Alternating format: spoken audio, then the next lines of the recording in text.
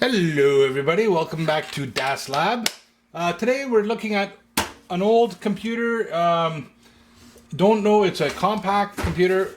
What's inside, what can we use? The front faceplate's off, some stuff in there. This is maybe an interesting card. I don't know, little switches. The number one thing I'm going to look after is this power supply. And we'll just see what's in here and what we could possibly use. Just start taking it apart. Always some cables and stuff. I know it's kind of dark, crappy. You know, if you don't already have a supply of those, you keep them for some other project. Audio, USB ports coming in there. Don't really need that stuff. What else we got here? All kinds of stuff for drives. And there's my timer. I'm cooking a turkey. And I better go take it out. I'll be back. Yeah, okay. So, we're tracking down the power supply here. And somebody's disconnected that. Me and the plug there. And there's the harness for that. And we'll anti-screw it from the chassis. And you know, if you're into computers at all, any of these sort of things, all these little screws here, you know, you want to keep them and build yourself up a supply because they're pretty standard. But I mean, I've got no shortage of these things. I've bought very few computers in my life.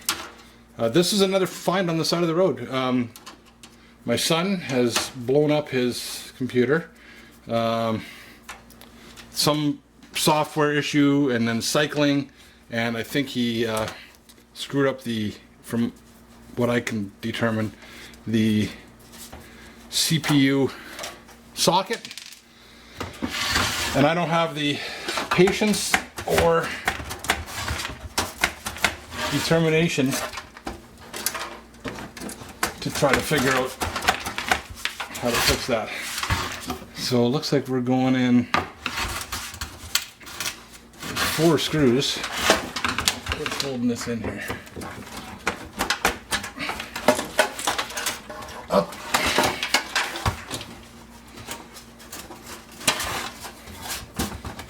No, can't take the panel off on this side. There's no screws there. There's a deep inside of here. You probably can't see that. There's a little push button type of thing. I think it's a slide and click type deal.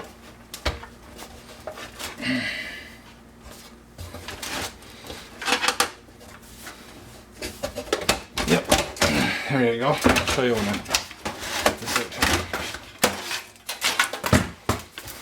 So there was a little tab in here. You had to push down on that, and it'll slide out. So what am I going to do with the power supply? Well, I can do like I did with this one. Almost identical power supplies. What's this one here?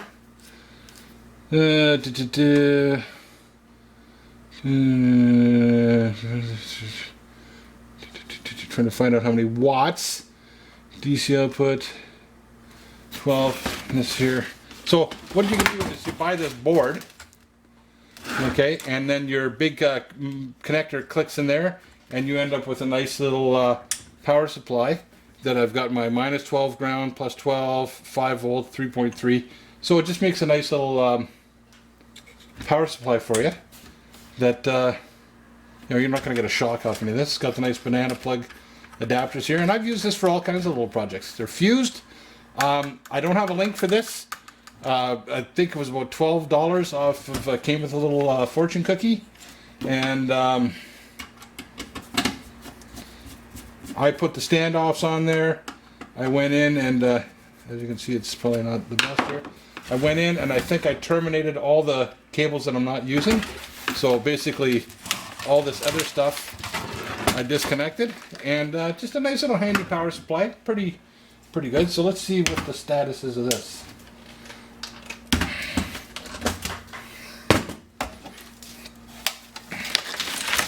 Because I don't even know if this power supply's gonna work here. And nothing. No fans turning. 115 volts. So maybe that's why this computer was thrown out. Bad power supply. Uh-oh, warranty void if tampered or removed. Okay. Well, I think we're beyond that.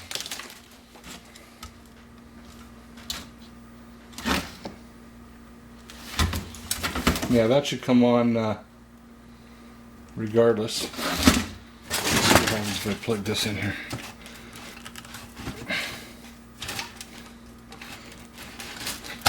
Yeah. That gonna fit?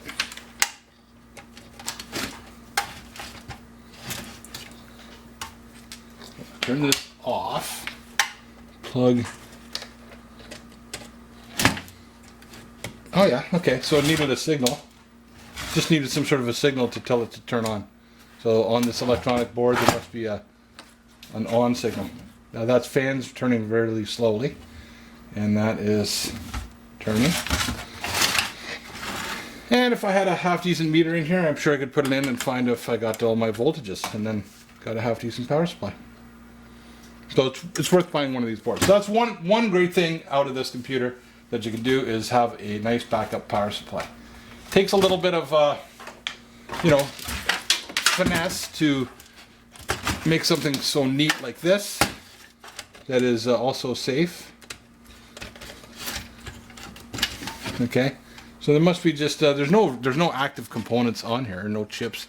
There must be just a short that gives it the same signal on to here as hey, power up. I'm pressing the power button on the front here. So okay, so good power supply with whatever you want to do. Make your robot or whatever you're making. What else is in here?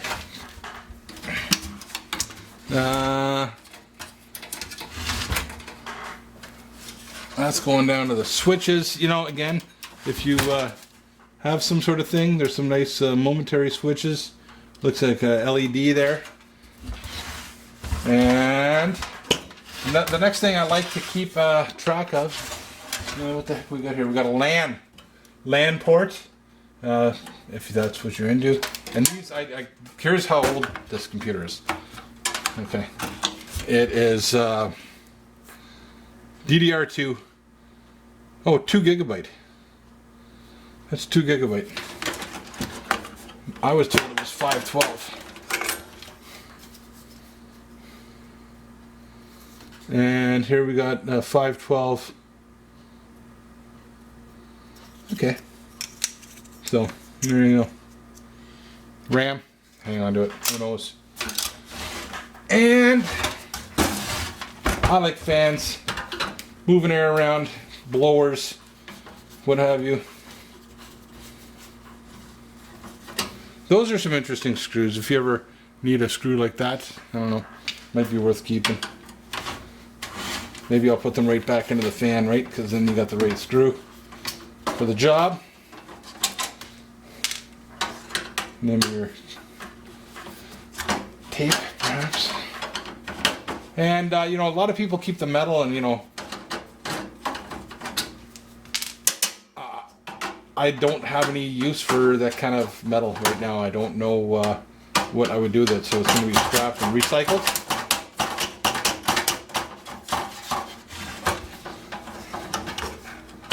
Yeah, pretty dirty. Pretty dirty. So I'm just going to put those screws right back in there. I'll throw the fan in. I got a big bucket that says fans. You never know, somebody comes to you with a computer or power supply or something. well, that's frigged, you know, what the WTF? I say, well, you know what? I'll put a new fan in it. Keep things cool, man. That's a good place for those screws. Don't know if that's working. 3 leads on it. Wonder if it's got a sensor. What can we do? What can we do? We can do this. Take this, power this up. That is a 12-volt fan. Hey, Das Lab, where can I get 12 volts? Well, I can get 12 volts from right here. There's ground. And 12 volts right there. What am I doing? And turn that on. And I got a 12 volt power supply. And we can see if this bad boy, I'm pretty sure black is ground. It's going to boot up.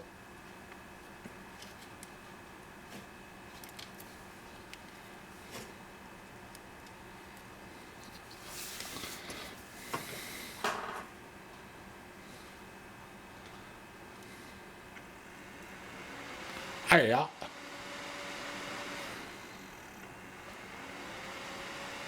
Who knew? Black is ground and red is positive. Huh. Mental note. That's a good little fan. There. Good use for the power supply right off the bat. Dirty as hell. Right? Some dead person's skin or some person's dead skin. I always get those two mixed up. And finally, the last thing that's at least interesting, if not useful, is the old CPU fan. You can't see that. Look up over here. Pay attention. CPU fan and heatsink. The fan is a fan and the heatsink is usually some, you know, I don't know if I've ever seen two computers with the same sort of arrangement for the heatsink. They always come up with something clever. I mean, there's only so many things you can do with a motherboard. There was no hard drive in this. You never know. You never know what you find on a hard drive when somebody throws a computer out on the side of the street. It's always worth just looking. Sometimes you don't want to look. Maybe better off if you just didn't know. So that's a weird looking sort of configuration. Asus fan.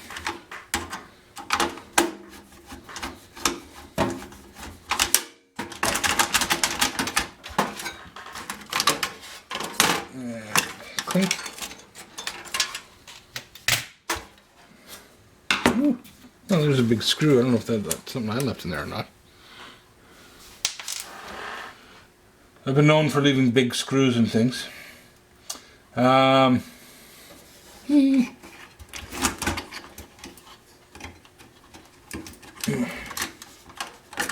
Clickety click.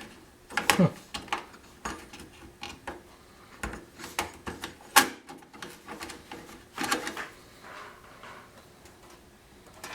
Well, now I'm curious.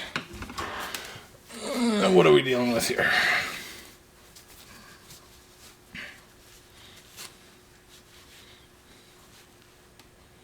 Intel Pentium 4, P4. So that's pretty old. I don't know, what did I say? It's 2000 and early 2000s. Made in China.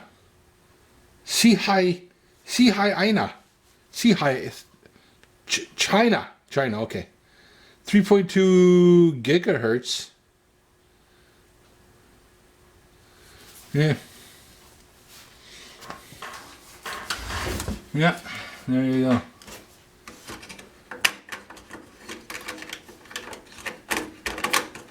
You want it? Put it in the comments below. Don't forget, if you like what you're seeing, subscribe.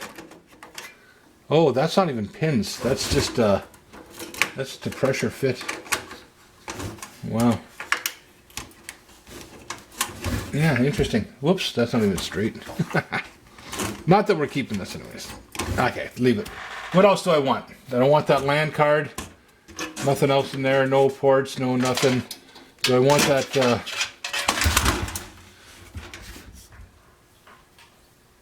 SD, micro SD, smart card, flash, media interface? Yeah, I have a portable one that for my looper that plugs in. DVD player.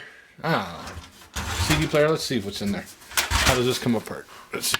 Look up here. Look way up.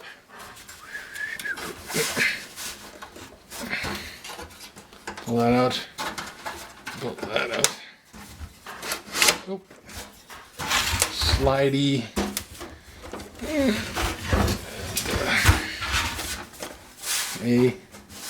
And then pull.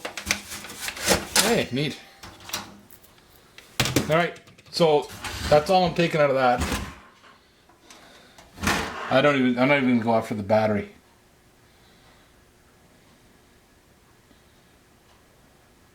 Speaker for your BIOS post. You can't see that. All right, that's it. Anybody want another DVD player? I don't think so. So let's just take a quick look, see what's in there. Because, you know, more so for nostalgic reasons, because most computers don't even come with these. I mean, I can't believe I'm not that old. What's that, Sonny? Yes, I'm pretty old. Okay, I'm old enough.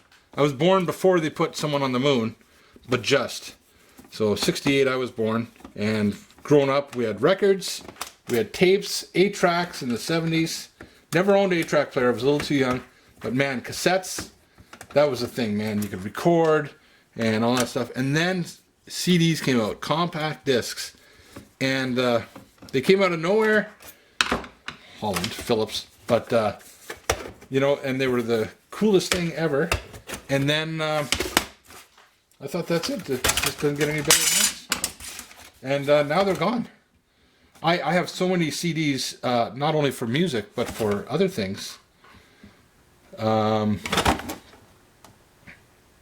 it's hard to believe that they're basically a thing of the past. So a lot of yous don't even know the beauty of a CD and how good of a format it was for storing data, and of course music being data and whatnot. So in here is basically a laser disc type of thing that could burn and write. So this was, you could light scribe, multi-recorder. So this will read a CD, it could burn it, and I believe the light scribe could actually burn onto the label. Burn onto the label data that you put in there. So I'm not trying to save this or anything, so let's just get into it. All right. There's the diode and a very high precision. You can see the size of a compact disc here, and a very high precision positioning motor driven servo type stepper dealy. And this would spin, and you could find your data radially and then on which track, and this would burn and read and all kinds of weird things. So take a little further apart.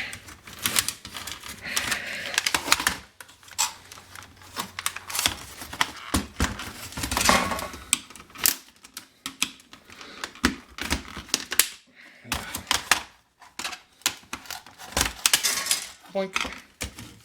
Yeah, it's supposed to do that.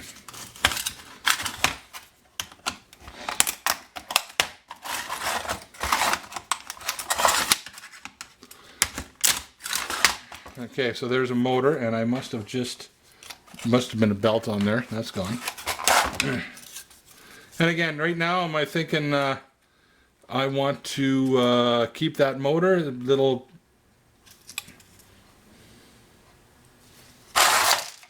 Oh, would I ever find out if that motor ran or not? Let's see. Let's give it 5 volts with the handy dandy power supply. So ground and 5 volts. I'm sure I could get by with 12, but... And then there's a little board here that says plus. Oop. And see if you can hear it spin up.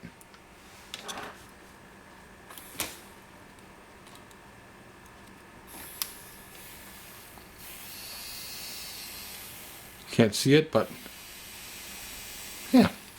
So a little 5-volt motor. If that's what you wanted, you got one. And there should be another motor that drives this mechanism here. Let's see if we can go a little further. Yeah, there we go. What's that?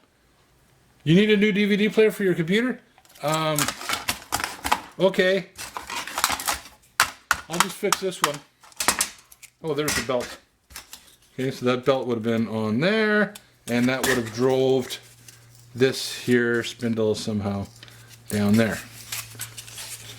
Oh no, there's another motor there. Oh, so this motor, I bet you this motor was to bring the tray in and out, because as you press a button, it would drive, yeah, so you can see a drive mechanism down there to help drive the tray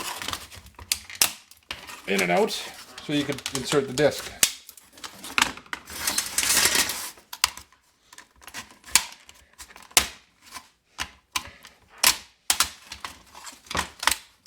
So 3 motors in here. One to spin the disc, one to drive this tray in and out. Okay, there's the rack and a pinion.